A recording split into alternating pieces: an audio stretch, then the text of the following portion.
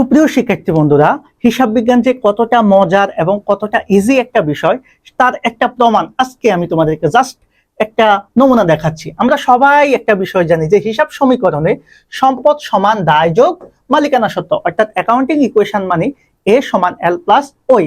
তো আমরা একটা বিষয় জানি যে মালিকানা সত্ত্বের প্রধান উপাদান কিন্তু ভাই মূলধন।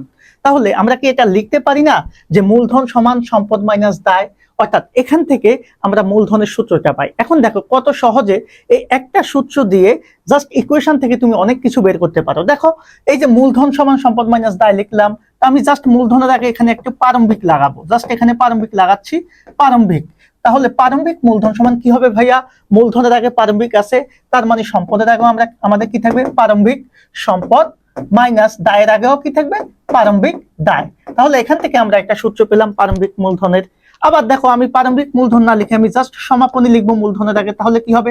সমাপনী মূলধন। তাহলে সমাপনী মূলধন সমান কি দাঁড়াচ্ছে?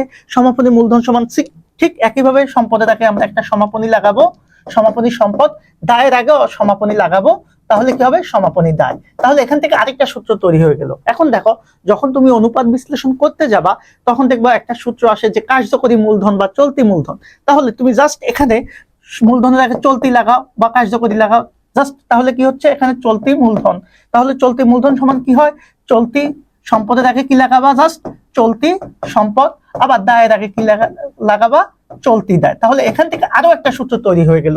এখন দেখো মজার বিষয় হচ্ছে যখন তুমি অব্যবসায়িক প্রতিষ্ঠানের হিসাব করতে যাবা তখন তোমাকে বলবে প্রারম্ভিক মূলধন তহবিল নির্ণয় করতে। ঠিক একই রকম ভাবে এই যে এখানে প্রারম্ভিক মূলধন দেখেছো, জাস্ট এখানেই লিখবা প্রারম্ভিক মূলধন তহবিল সমান প্রারম্ভিক সম্পদ মাইনাস প্রারম্ভিক দায়। আরেকটা সূত্র তুমি পালা। এখন দেখো সবচাইতে মজার বিষয় আরেকটা জিনিস দেখায়, যখন তুমি একতরফা দাখিলা পদ্ধতি করবা তখনও তোমার প্রারম্ভিক মূলধন এবং সমাপনী মূলধন বের করতে হতে পারে, সেটাও তুমি করতে পারবা। আবার যদি লাভ ক্ষতি বের করতে বলে তখন তুমি কি করবা? এই সমাপনী মূলধন থেকে প্রারম্ভিক মূলধন মাইনাস করে কি করতে পারো? লাভ বা ক্ষতি বের করতে পারো।